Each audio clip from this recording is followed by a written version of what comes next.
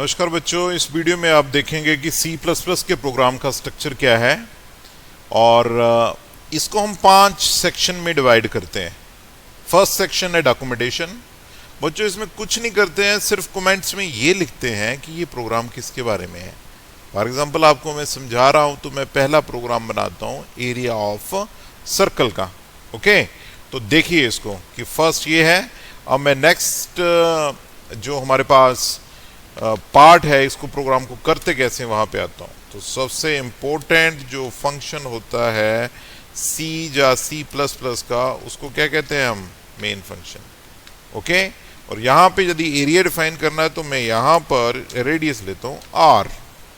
Okay, और अब इस रेडियस को मैंने इनपुट करना है तो मैं लिख रहा हूं Cin। पहले एक मैसेज दे देते हैं Cout एंटर R।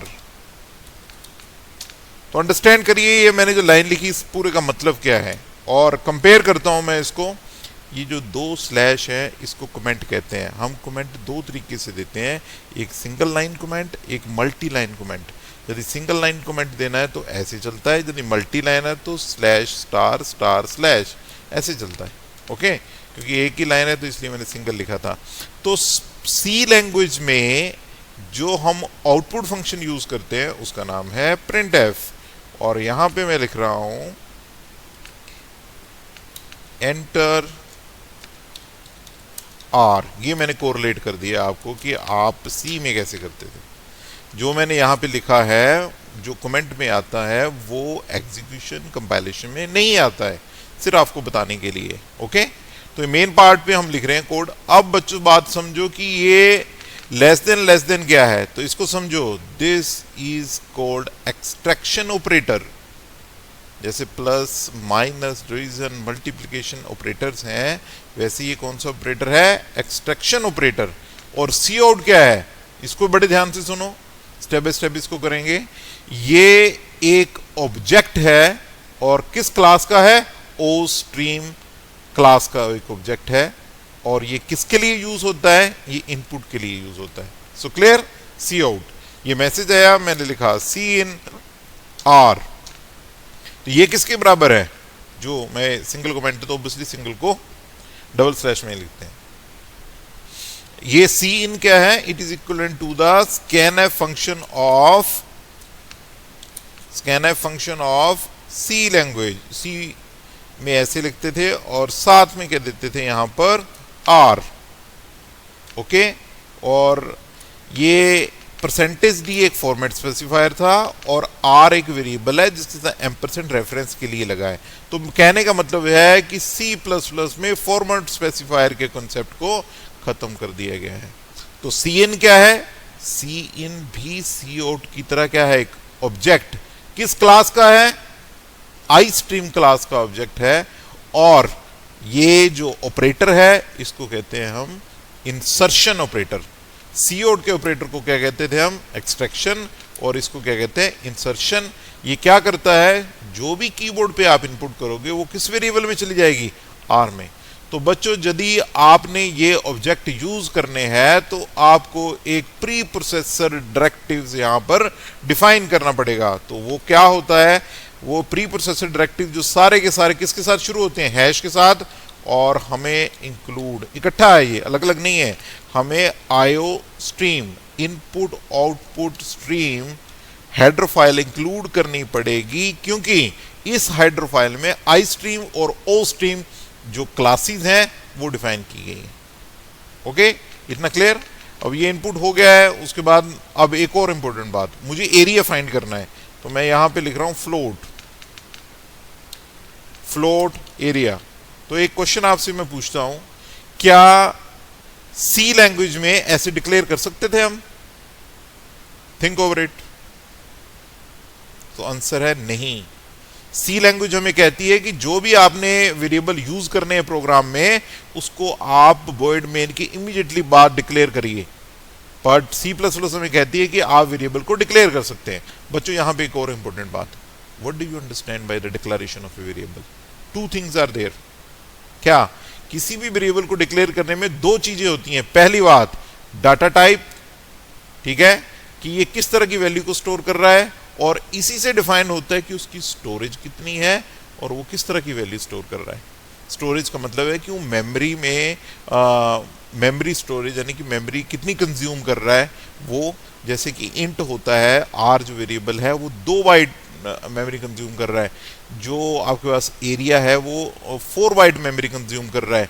और इसमें वैल्यू कौन सी आएंगी, जैसे आर की बात करें तो उसकी रेंज क्या है, उसकी रेंज हमारे पास 35,536 से लेके नेगेटिव की कुछ तक वो वैल्यू है। ओके, वैसे फ्लोट की एक फिक्स वैल्यू, तो ये डिफाइन करता है वेरिएबल, तो दिस इज कॉल्ड डिक्लेरेशन। तो मैं एरिया को फाइंड करता हूँ, मैंने ये स्टेटमेंट लिखी, एरिया इज इक्वल टू, अब मैं यूज करता हूँ क्योंकि एरिया जो होता है सर्कल का उसकी किसके बराबर होता है, वो पाई आर स्क्वायर।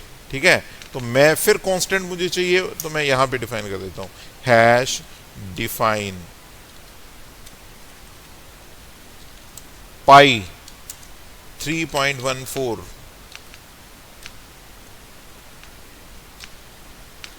पाई क्या इसके बराबर है 3.14। लिखने का तरीका देखो क्या है, it is a pre processor directive, और इस डायरेक्टिव का नाम क्या है, पाई, एक वेरिएबल कांस्टेंट की तरह काम करेगा जिसकी वैल्यू कितनी 3.14। लिखने का तरीका क्या है, हैश और डिफाइन इकट्ठा लिखना है, उसके बाद स्पेस देना है, पाई है, फिर स्पेस देना है 3.14। What it means, P I, pi represent 3.14। तो ये value through the program constant ही रहेगी, फिक्स ही रहेगी, तो मैंने लिख दिया पाई।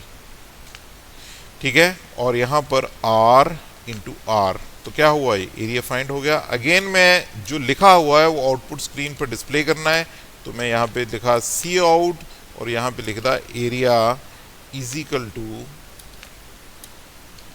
एरिया। फाइंड कर लिया आपने, क्योंकि कैलकुलेट हो गया। आपको ये मेन पार्ट है, ओके, ये प्रोग्राम बन गया। और उसके बाद एक इंपॉर्टेंट बात इसमें ये है बच्चों कि ये मैंने आपको बताया डॉक्यूमेंटेशन, प्री प्रोसेसर डायरेक्टिव्स, और उसके बाद मैं आपको नेक्स्ट जो बता रहा हूं वो इसको रन करने के बाद बताता हूं, क्योंकि यहां तक आप बिल्कुल समझ चुके हैं जो सी में था। ये मैंने सेक्शन फंक्शन सेक्शन लिखा है, तो यहां पे हम फंक्शन की बॉडी को लिखते हैं। ओके, अब मैं इसको रन करूंगा तो यहाँ पे 2 चीजें होती हैं जनरली, वो डिफाइन होती हैं। कौन सी, CLR/SCR, किसके लिए, स्क्रीन को क्लियर करने के लिए, और स्क्रीन को यदि आपने रोकना है, पोज करना है, आउटपुट देखना चाहते हो तो getch।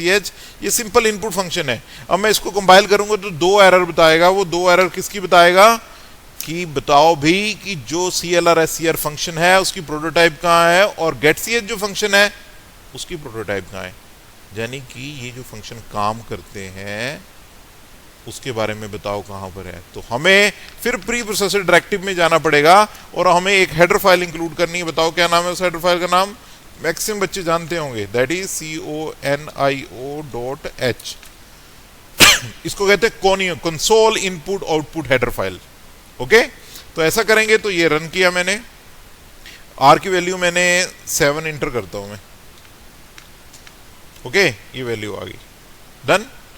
अब यहां पे हम देखते हैं कि हमारे पास और क्या बचा, क्लास सेक्शन में जो आने वाले टाइम में आप अंडरस्टैंड करेंगे। फिर अभी मैं आपको बताता हूं, जो क्लास होती हैं, क्लास कीवर्ड से शुरू होती हैं।